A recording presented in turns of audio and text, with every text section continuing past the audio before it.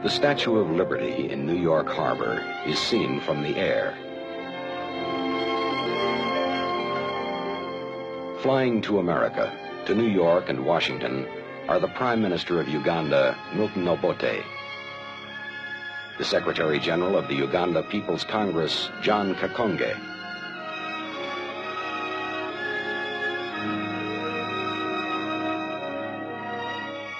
James Simpson, the Minister of Finance.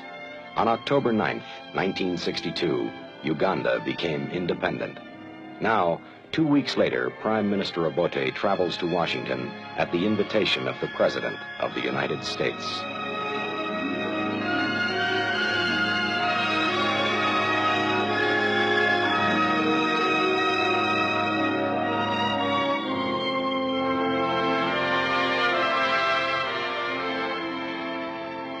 Washington, capital of a union of 50 states.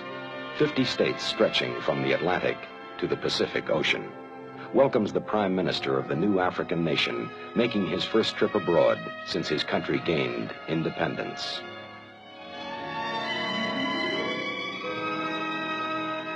Prime Minister Obote is welcomed in the name of the President of the United States by Assistant Secretary of State for African Affairs, G. Menon Williams.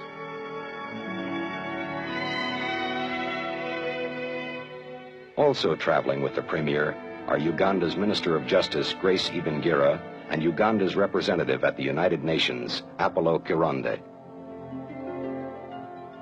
We are indeed very proud and happy to have you with us, and we want to congratulate you, first of all, on your accession to independence on October 9th, and wish you and your country a very happy experience, which I am sure that you will have. As you know, the United States has close to 200 years of independence, and during all of that time, we have supported the principle of self-determination, which you yourself have recognized in order to achieve your independence. I'm very glad indeed that the President of the United States sent to me his very kind wishes during our celebrations. And indeed, I'm very glad indeed that he also took the opportunity to invite me to come to Washington. In Washington, all affairs of state center on the White House. This is where the Chief Executive of the United States has his office and his residence. It is here that President Kennedy receives Prime Minister Obote as a leader of the new Africa.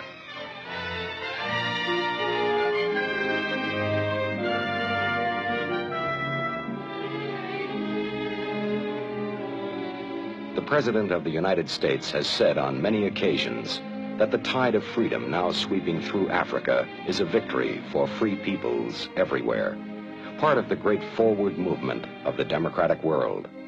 Prime Minister Obote and President Kennedy meet privately for more than an hour. They discuss the future of Uganda. They discuss political and economic problems.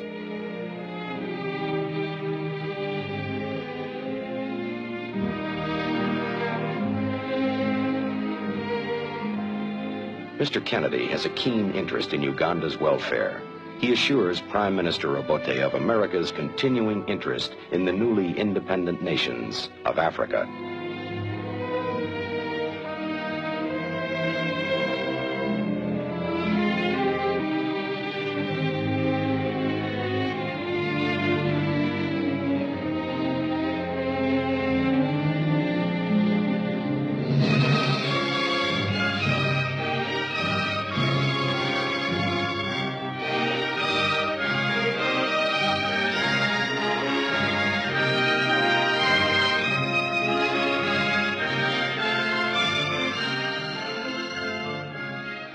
At this historic mansion, facing the White House, the Prime Minister is the guest of the American government. Here, a luncheon is given in his honor by the President's brother, Attorney General Robert Kennedy, leader in the enforcement of laws, securing equal rights for all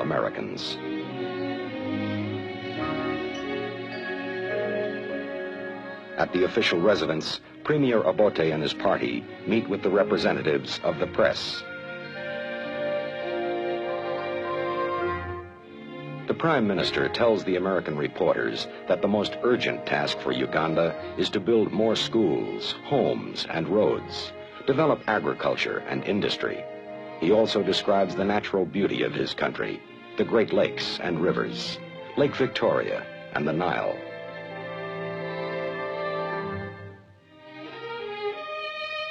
This monument in the heart of Washington is dedicated to Abraham Lincoln, President of the United States 1 century ago, when secession and civil war over the issue of slavery threatened to dissolve the Union of American states.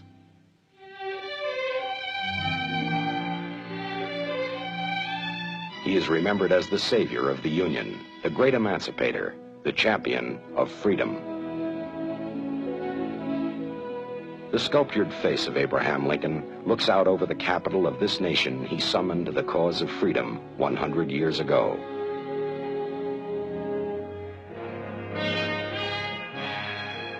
In New York City, there is a monument of our own century and generation, the United Nations, where the peoples of the world affirm the need for a common effort to achieve peace and progress.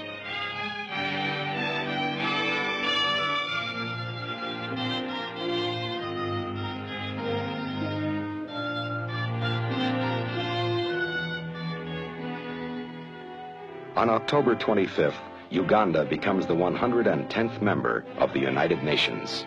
Acting Secretary General Uthat congratulates Prime Minister Milton Obote as the flag of Uganda is about to be raised in front of the United Nations headquarters.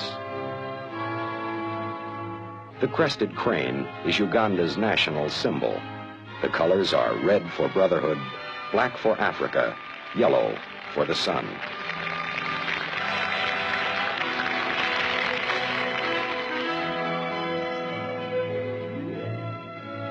Representatives from every member state come to congratulate the Prime Minister of Uganda and his delegation.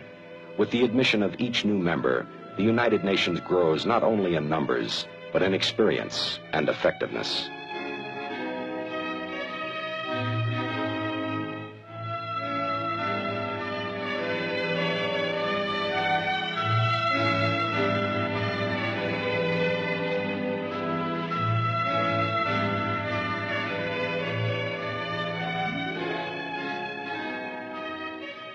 As one looks over the vast hall of the General Assembly, where Uganda has now taken its seat, there is added meaning in the opening words of the Charter.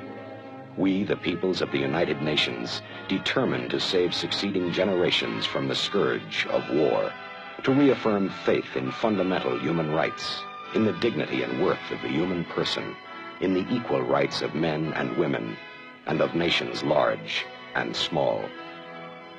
I now take pleasure in inviting the Prime Minister of Uganda to make a statement.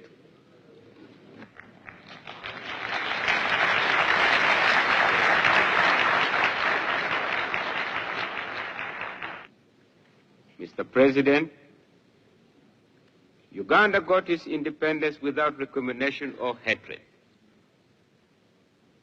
We have tried to impart good sense, respect for law and order, to the newly independent people of Uganda. We have also tried to establish a condition where tolerance, discussion, and compromise were the characteristics of our struggle for independence.